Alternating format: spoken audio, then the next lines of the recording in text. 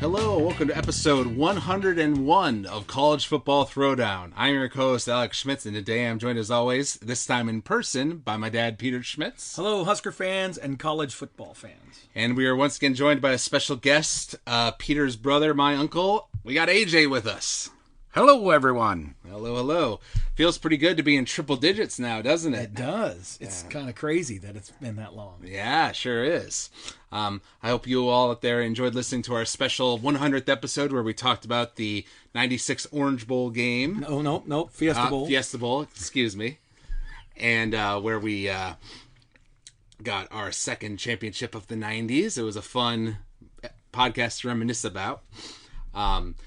And we are here today to talk about the Rutgers game that Nebraska played, as well as the conference championship games that occurred and who won and how our predictions went. Before we dive into all that, I believe we have some beverages to crack for us. We do.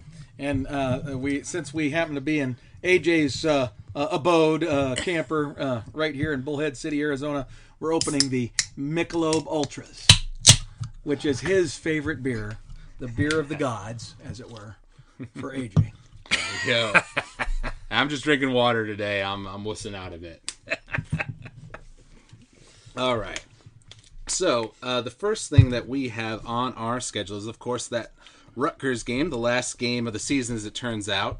I believe when we were talking on the podcast, episode 99, we didn't know yet anything about the bowl possibilities or any of that sort of stuff. And as it turns out, this is the last game for the Huskers of the season. And thankfully it was a victory. The final score was 28-21, Nebraska winning. And then in our predictions, Dad, I predicted Nebraska would win 24-21, and you predicted 38-17. So it was a little bit closer than you thought, and a little bit higher scoring than I thought. So right. That's kind of how it turned out. So it was somewhere in between. Yep, just a little bit in between. However, your score would have probably been more accurate if it weren't for all the turnovers we had, because we had 620 yards of total offense in the game, but 4 turnovers. Right, yeah. And almost doubled them in first downs and just about every other stat. More than doubled them. More than doubled them. It was 27 first downs to 9. Holy cow. Yeah, they and of their 21 points, one was a kickoff return for a touchdown. And at least one of the others was off the interception. Off of the turnover. It was supportive of a turnover. turnover, not one of the interceptions. I think it was one of the fumbles. But right. Well, and one thing to remember too is that they actually got 2 field goals, and then when they did get their touchdown later on, they went for 2 and got it. Yes. Which brought them to 14. Right. So it's a little bit deceiving when you look at the points. But yeah, Dedrick Mills had a great game. He had 25 touches for 191 yards rushing, and then another 45 yards passing receptions. Right. Adrian had a lot of great completions as well. It was 24 of 28 overall, but with 2 interceptions in there. In the end zone. Yeah, in the end zone, which is where a lot of those points we should have gotten went. Right. So it was a frustrating game. I remember I had something else going on that particular Saturday that was distracting me from the game, but I also turned it off at certain points because I remember distinctly I saw that we had scored a touchdown. I was like, oh, right, we're back in this game. I turned it on, and then they do the kickoff return for a touchdown. Rutgers does, and I turned it back off. I was like, well, because this is... He's trying to take it. Yeah, borrowing from you there, AJ. But exactly. You have to remember, this is coming off of that atrocious Minnesota game where which we also totally should have won and just played awful and had so many dumb mistakes. Yeah. So, it's an ugly W, but it's a W. We say we take the W's no matter how we can get them, right? That's right, exactly. At this point. That's right. Yes. That's part of building a program and building a winning culture. You have to win. Yep. And it doesn't matter how you do it. Then eventually it starts to matter how you do it. Right. Frankly, if Rutgers had more of an offense, they would have been able to take more advantage of all the turnovers that Martinez was giving them. I give him a little bit of slack because we know that he was playing hurt, in that game. He's been kind of beat up this season, but still the way he was fumbling it, on good runs. He'd make a good run, get a first down, then fall down on the ball a little weird, and just pop right out. It's just frustrating. Yeah. Well, that's the thing. And he kind of teases us and our coaches and everybody who watches Nebraska football with his individual talent in certain areas. But he'll back up one of his best throws of the season, which was a throw to Wandell, where he dropped it right in for Wandell, and it was about a 45-yard, completion, beautiful pass, just right where it had to be, and then he makes absolutely bonehead decisions on one interception. Then he throws another interception where he just absolutely overthrows the receiver by 10 yards, and there's a defensive back there to pick it up. So I don't know what you do as a coach, because you see that skill in practice. 90% of the time, it's phenomenal, and it's like, this guy's going to be great in our offense, right? But you can't ignore that 10% where he's making the bonehead choices. He had 28 throws, and he completed 26 of them. 24. 26 of them. Yeah, 26 two, of them. Two, two of them to the other team, unfortunately. Right. But yes, exactly. Sure did. And it's worth noting that he ran it 23 times for 157 yards. That was a hell of a running game. Exactly. Yeah, we had 365 total yards, mostly just Mills and Martinez both just ran all over the place, which that was nice to see us actually be able to establish a running game. And as shitty as our offense was this year, we were the number 2 rushing team in the Big Ten. No kidding. I didn't know that. Our finest statistic. Wow. Well, and that's the thing. I bet you if you look at our stats in terms of total yards we're probably up there. When you start thinking about all the empty yards that we produced. No points. Yep. Well, all yards and no points. Yep. Well, and that's what it comes down to. And once again here, we had 9 penalties, 56 yards, so a lot of them were little 5-yarders, but still. That's too many. Way too many. They've got to average probably 9 a game this year, I would guess, or damn close to it. And have been averaging that or a little higher for all 3 years of Scott. And frankly, that goes back to Riley. For even Bo. I mean, it really does. Yeah. And we've never stopped being a highly penalized team. Yeah. Well, I said to you off the podcast, in the second half of this season, I saw some improvement on that regard. At the very first few games of the season, it was really, really bad. And then we had some games where we had like 3, an acceptable amount. Right. And then we seem to dive right back down. So it's not a consistent trend, which is a problem. Exactly. That's what I want to see it become. And at the beginning of every season, we tend to have a lot of 15-yarders. We have a lot of targeting calls early in the seasons, those kinds of things. And then that seems to diminish as the season goes along. Right. But back to this Rutgers game. The bottom line is that, anybody who's watching that game, you're watching an offense that moves the ball, turns it over. Then gets the ball a second time, moves the ball, turns it over. Maybe on the third time we score a touchdown, I think, that we had the ball, our third possession, we get a touchdown. And then on the fourth possession, we move the ball into the red zone, throw an interception. So there's 3 out of 4 of our first possessions of the game, and we've been marching it up and down the field, and we got virtually nothing to show for it. Right. And that's the part that is just unacceptable, right? Because that is completely within our control. That's not the other team doing stuff to us. That's us doing it to ourselves. Right. And that has been the consistent theme of this season and even the microcosm of this game. Mm-hmm. Yep. But, once again, on the bright side, even when the offense was being idiots and turned the ball over, the defense did a good job of holding them to field goals. They only had 252 yards for the whole game, and a good chunk of that's from that kickoff return. That wouldn't count on that. But there was one big pass play in the first, one of their first drives. In fact, I think it was their first drive. They had like a 50-yard pass. It was like the biggest play they had the whole game. But to hold a team to 250 yards nowadays, that's ridiculously low. Yeah. So the defense, should be, praised for that. Praised for that. Right. Yeah, absolutely.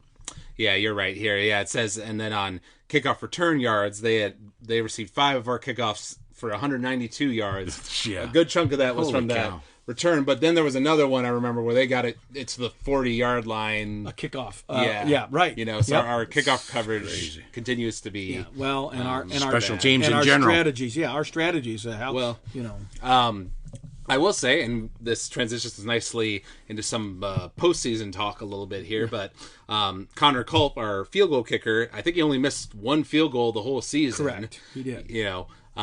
Maybe he's not an Alex Henry type who can make it from 55 yards out or whatever. He was first team All Big Ten kicker of the year. Yeah, he's our only All Big Ten player. Yeah, but I mean that's one area where we've been good, and then that's a great thing to have, because when you don't have a reliable, consistent field goal kicker, you feel it. The inability to get points that way is important. That's true.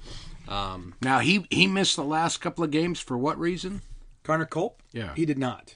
He kicked the whole time. He did? Yeah, he kicked the whole time. Now, I'm not sure he was our kickoff guy.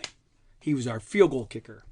And I can't remember whether he was kicking those kickoffs, but I think he was. And but that's why I say it's not just about the physical; it's about the strategy. Why we're kicking those stupid pop-ups, to the 30-yard line, 30-yard line or the 25-yard line is beyond me. Yeah. Because even though we saw it work in postseason during a bowl game where somebody did it, they did it and it was a surprise. Okay, well.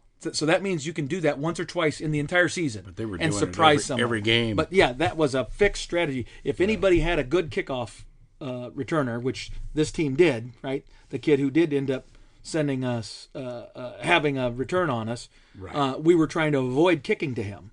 Well, kick the goddamn thing out of the end zone then. Yeah. Don't let him return it, okay? Mm-hmm. Or make him return it by starting from 8 yards or 5 yards in the end zone, because by then we should have enough coverage, even if he is fast, to get down there and square up on him and knock him down, right?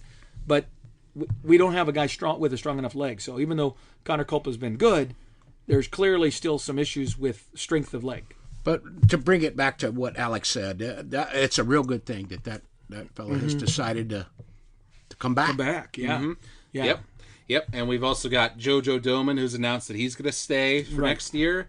And there's rumors that Will Honus is going to do the same as well. Well, hopefully that comes to fruition. And then also Mills. Diedrich Mills is also has not decided yet or has not announced yet what he's going to do. And maybe he's waiting until he's coming back next semester or not.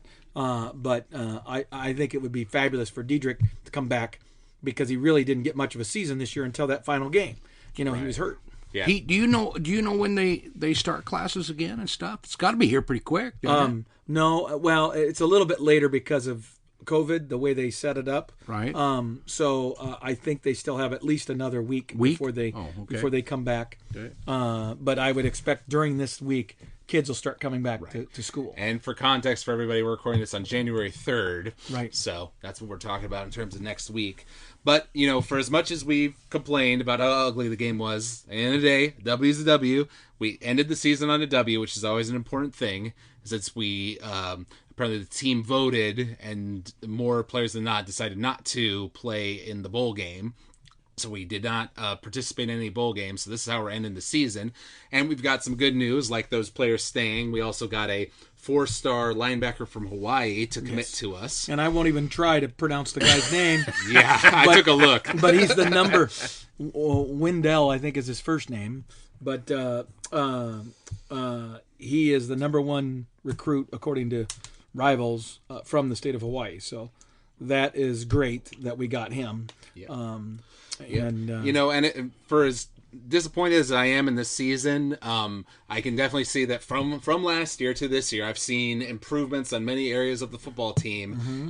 I get what Frost is saying when he says he sees we're close. He sees the kids in practice that we're doing good and that we're close. Because so many of our losses this year were by 7 points or less, right? If just a couple things go differently, or if we just stop shooting ourselves in the foot, we have the offensive capability, as we saw in this game, 600 yards, right? But now, second best rushing in the Big Ten. But now that book is out there on Nebraska. That's how Iowa plays this every year. That's how Northwestern plays this every year. And so far, it's worked for them every year, pretty much, right? Or most years with Scott Frost, where he tries to do his offense, and they know that the offense is error prone enough that it's going to make enough mistakes that they'll be able to take advantage of, and at the end of the day, they'll win a close one. Right. And so until we reduce those errors, we're going to keep losing those close games because you can't win games when you're making those kinds of mistakes. So, but there's just so many specifics that we can go into in the future podcast over the off season about things that we will try to break down, almost position by position on where we got to do improvements. Well, you have fun with that. Yeah, I will. Yeah, you can do that research for us, but there is, and obviously this is a weird year, COVID year for everybody. I know we've talked with our buddy Brian Clower, who is a Michigan fan, and obviously Michigan had a very disappointing year for them, but he's kind of just throwing the season away. Oh, this was a weird COVID year, let's take what we can into next year, and then that's where we'll see the real improvement. I think next year is a very important year for Scott Frost. Not to say that he'll get, fired for sure next year, but if he has another 4-win season, that seat's going to be very, very hot, in my opinion. Absolutely, I agree with you. I think he's got 2 more years. I think next year it'll get hot, but it will go nowhere next year because of the schedule. I think they're going to give him a little bit more of a pass, a little more leeway, and they're going to give him 1 more year after that.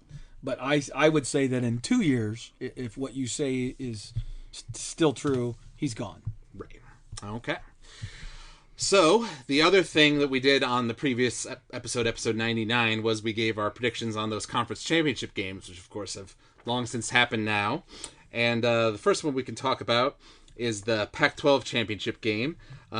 We both predicted that USC would win that game because Oregon got into the game via being the Washington, who was supposed to be there, having COVID issues, so Oregon got in by being the second best team, so we all thought, oh, well, they didn't have a great season, USC should beat them. But nope, that's not how it turned out after all. Oh, darn, there it is. It was 31 Oregon, 24 USC, so Oregon ended up pulling that one out with their just talented, fast players. Yes, as it turns out. So we got that one wrong. Then in the Big Ten, of course, there was Ohio State versus Northwestern. We both went with OSU, and they did end up winning 22-10. But Northwestern was winning 9-6 at halftime. Yes, and I got to give credit to Pat Fitzgerald and his coaching staff for really coming in with a good game plan. And Ohio State really looked inept, and what's his name? Justin Fields threw a lot of interceptions and was making a lot of mistakes. But then in the second half, they realized they could run Trey Sermon, and he would just power through Northwestern, and he just went to town and had like 300 yards. 331 yards. Yep, and just blew it away in the second half. That brings back bad memories. Well, we'll get to that on the next podcast. Don't you worry. But, still, though, a good showing from Northwestern, I would say, in that game. And then there's the SEC game, which was Alabama-Florida. We both predicted Alabama would win it, and they certainly did. But ended up being a high-scoring game on both sides, 52-46. AJ over here put a bet on the 17-point spread for Alabama, and it didn't end up going that way. Florida scored a lot of points in the second half to keep it close. The thing was, it's garbage time type stuff, Alabama actually had a lead at times where you thought, okay, they got control of this thing. But then Florida would make another play, just hang around, and all of a sudden it got tight, and it was weird. They were ahead by 18 at halftime, and I turned the game off. That was in the bag. It was in the bag, man. Yeah. Didn't know till the next morning. Right. Yeah. Well, and we'll once again, when we get to the bowl games, we'll talk a little bit more about Florida's quarterback Trask. But that game proved to me he definitely does have one hell of an arm, because he was making a lot of deep passes and getting them right in where they need to be. That was what was keeping them in that game. Yeah. But then he turned. We were not we'll supposed to talk about that. At the next, next podcast. Preview for next time. Okay. And then there's the ACC. Oh, and I don't. I was in a different frame of mind when I wrote this. I predicted that Notre Dame would pull out the upset, beat Clemson, whereas you went with Clemson, the obvious choice. And that went Clemson's way. It was 34-10. frankly, that score doesn't. It not wasn't even that indicative. close. Yeah. It wasn't even that close. Because it was 34-3, and then Notre Dame got a garbage touchdown there at the end. Yeah. But yeah, Clemson totally dominated that game. Notre Dame did have a chance early where they were getting some scores going, and they were being like Nebraska, get it down near the red zone, but not kick a field goal, not score. Or, yeah, they had a turnover or something. They left points on the field for sure. So that would have kept that closer. But yeah, Clemson looked damn good in that game. Another preview for next time might have influenced my thought process a little bit going into their semifinal game. You and me both. And then lastly, there was the Big 12 game with Iowa State versus Oklahoma. And I decided to be the optimist and go with my heart and said Iowa State, whereas you said Oklahoma. And of course, the realist won out there. And it ended up being Oklahoma 27, ISU 21. Once again, a game where Oklahoma kind of had control for most of the game, and Iowa State started to make a comeback in the fourth quarter, but it wasn't quite enough. I just can't say enough good things about Iowa State, though, because they play for 60 minutes, no matter what the heck the situation is, and we can only hope, and I know that one of the local writers just recently wrote an article about that same subject and how, we could do well to emulate what Iowa State does. Mm-hmm. Yeah, certainly. Matt Campbell is the coach over there, and he's done a really good job of, slowly kind of building up their program to where it is now. Right. Mm-hmm. That comes coach down. Yep. Right. What you're talking about. Absolutely. Coach down. Absolutely. So. Mm-hmm. Yep. So that's all very important. So that set up, of course, what our final games were going to be, which left us with number 1 being Alabama, number 2 Clemson, number 3 Ohio State, number 4 Notre Dame, which on the previous podcast we were speculating about what it would be, and that was kind of our assumption was that if Clemson beat Notre Dame, so avenging their loss to Notre Dame earlier in the season, then that would make it kind of easy for the playoff committee, because then Notre Dame has one loss. They're in at the number 4 spot. Boom. If Notre Dame had won, then Clemson would have been out, and then that would have kind of left the hole open for A&M or Oklahoma or somebody else to kind of squeeze in there. Right. Now, I feel like, the committee made a reasonable decision by leaving Notre Dame in there, and the final 4 that they had, seemed to work for me. But AJ, I know you were not such a fan of the committee's decision. It was absolutely ridiculous that they picked what they picked. There's absolutely no way that anybody should be picking Notre Dame over Oklahoma or Texas A&M. I mean, it's nuts. It's just not even.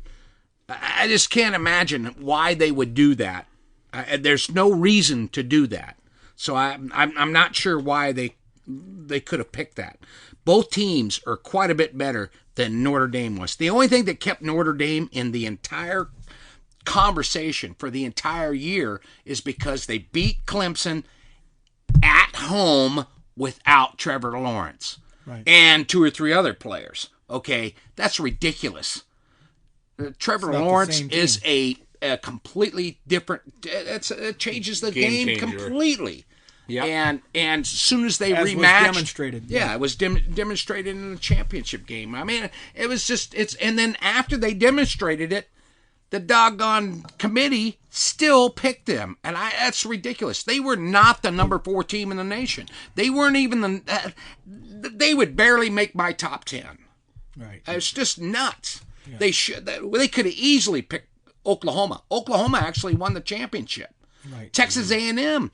I mean, they didn't win their championship, but they were a damn good team. And Oklahoma also, like Clemson, avenged an earlier loss because Iowa State beat them earlier. Exactly, in the championship game. Right. Well, you gotta put some kind of. I would think that, and I thought this was part of the deal from the beginning of the college football play. The playoff system. Yeah. That championships mattered. Yes. And in this case, it didn't. Well, but they've already proved that. Telling That's not the first year. That's not the first year they have overlooked the championship element. But the thing of it is that I just can't imagine them leaving the Big 12 championship team out. I just can't imagine them leaving them out. I mean, there's absolutely no way in my book Notre Dame deserved to be there at all. But I could even make a case for Oklahoma being there in front of Ohio State. Right. Because even though Ohio State was undefeated, they had only played 6 games, whereas Oklahoma had played more like 10. And and this has happened before too. Right. One ugly loss holds them back, and in this case, it was Kansas State. Right. They lost to Exactly. Kansas State by That's like it. 3 points. Well, and therefore, at the end of the day, humans who are involved in this process can't seem to get a loss out of their head. They just can't ignore these losses. When sometimes you have to look at the loss in context and kind of look at the body of work around that loss and make a better decision. And they can't do that. The reason they chose Notre Dame, I think, was more than anything else the fact that Notre Dame is Notre Dame historically. Who cares? I know, but I get the who cares. But AJ, I'm just telling you that had an influence on that committee because they always want to have the Notre Dame eyeballs. Okay, so it's a money decision. But the thing of it is Oklahoma has as many great fans across the nation as Notre Dame does. Well, they have a better history than Notre Dame does. They do. I mean, it's ridiculous. But it's an East Coast bias that still exists. That whole New York City alumni thing that goes back to the 1940s and 30s and shit. But Oklahoma people and the alumni, they're as huge as Notre Dame is. Way bigger. Notre Dame's a small school. Yes, exactly. And it's like, it didn't make any sense that they let them in and they kept Oklahoma out. And I looked at Notre Dame's schedule, and I think they beat one other top 25. North Carolina. Yep, they beat North Carolina on their path. Yeah, and that was it. And frankly, North Carolina then did them a service, by being credible the rest of their season. North Carolina won every game except Clemson and Notre Dame. So they beat Miami, they beat some other teams, blah blah blah, and so North Carolina gave them credibility. What's interesting, what you just said sparked a thought in me when you're talking about the humans doing the CFP, because that was part of the whole. That was why transition. We went there, right? Well, our transition from the BCS to CFP was. BCS being AP, coaches poll, and the computer stuff. Get the computers out. Get the computers out of it. Give us humans that will be accountable to what they decide, and that we can, bang on them about it. Hold them to task, which happens for a week. Right, yeah, every time that's it happens for a week, and then the conversation disappears. Yeah, and so they're not really held accountable. And I would like to see the leadership of that committee taken to task every season, even when they do it right and they get the right 4 teams, taken to task to say, okay, what were the how did this happen? Yeah. What were the key things, and show us very clearly what your priorities are, so that teams and leagues, commissioners of leagues can make the right decisions about what they should be doing. Because my argument would be that the Big Ten totally blew it when they were organizing themselves after they added Maryland and Rutgers. They would have never gone to 9 games if they believed that the College Football Playoff Committee was going to behave the way they've behaved. They would have never done that. They would have stayed at 8 games. They would have let every team have 4 non-conference games and all that shit. Because apparently they can't see past losses. They can't see past the difference between a 9-3 Big Ten team who's played 9 conference games and a 10-2 team from another league that only plays 8 conference games. Right. Okay? They can't see the difference and recognize what one team has had to go through versus another. And then this year, throw the baby out with the bathwater because of COVID. Yeah. There's none of that. It was always going to be harder, trickier this year because of all the different conferences having different number of games and all that. So I get that this year was more difficult and weirder than any other year, but I just believe that the controversy of these recent seasons, and particularly this year and others, will lead to changes when they finally get to that 10-year time frame. Yep, the end of the current contract. Yeah. Yep. And I think that's true. And I think we'll talk about that a little bit more in the next podcast. Right. The talk that there is out there about the expansion to 8 and all that fun stuff. But is there anything else that we want to say about the Nebraska Cornhuskers as we wrap up this podcast in terms of this season? You know, like you said, I especially during the off season, I'm a guy who drinks Kool-Aid. And so, Sure are. And so, I always am looking for the silver linings, and I see all of these stats that tell me we are close, okay, but I also see the very obvious deficiencies, discrepancies in that progress as well, and the thing that frustrates me is, I would have expected that what I would be looking at, and in year 3 of Scott Frost, is that we were still a few players away. You know, we needed a few more guys, that could defensive ends who could rush the passer and things of that nature. And we're there. We have that problem, right? But the ones that are really holding us back all center around our coaches. They center around what they're doing. Right. And the discipline of the team. The discipline of the team. The strategies that are employed in the special teams area, the strategies that are employed in terms of the game plan, especially the offensive play calling. I mean, literally 2 weeks in a row, you start 2 different games with basically a lateral pass that in one case is a fumble, and in another case gets bobbled and should have been a fumble, but they didn't call it a fumble. But in both cases, our player missed the catch, right, of this simple little pass and ended up with a major negative play that put your very first drive of the game into reverse. Why would you call that same play 2 weeks in a row, especially after it blew up in your goddamn face the first time? It doesn't make any sense. But right. So it's those kinds of things of them not understanding. And then when they see that being aggressive and running between the tackles establishes a rhythm for their offense, and then they go away from it again. They don't stay with that. Why wouldn't you do that? So there's fundamental, basic, simple stuff that seem to be eluding Scott and his staff. And defensively, I could go into things there too, even though we improved, and everybody says, oh, the defense is better. Yeah, it's better, but it ain't near where I want it to be or where it needs to be. Okay? And again, some of the strategies that are being employed, crazy. Don't make any sense. Mm-hmm. So. Yeah. We've talked about it throughout the season, like areas where we, I think it was that Minnesota game, right, where we went into some more zone blocking after the previous game where we had done man-to-man against Purdue's receivers and done well with that, and that's where Cam Taylor-Britt had an amazing game. Right. Doesn't make any sense. Right. It doesn't make any sense. But yeah, for me, the things I want to see improve for sure in the offseason are on the offensive side of the ball, mostly. I think there are issues on the defensive side of the ball, but if the offense cleans itself up, the defense gets more time on the sidelines, isn't getting put in these situations where they're on the 40-yard line after a turnover, et cetera, et cetera. So I think some of those issues with the defense will wrinkle themselves out if the offense improves as well. And in particular, to get Adrian Martinez a better quarterback routine in the offseason, whatever Verdasco's been doing clearly hasn't been working for him. Yeah. So those are the things I'm hoping to see improve in the offseason and special teams as well. Okay, I will go on record as believing that Verdasco's probably not going to be part of the staff next year. Right. I think he's done. Yeah. Any final thoughts on the season from you, AJ? No, I agree with you, Alex.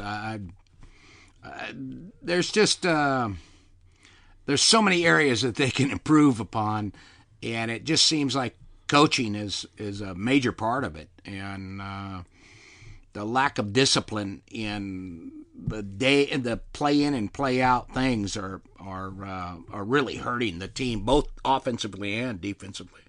Right. So that's about it. All right.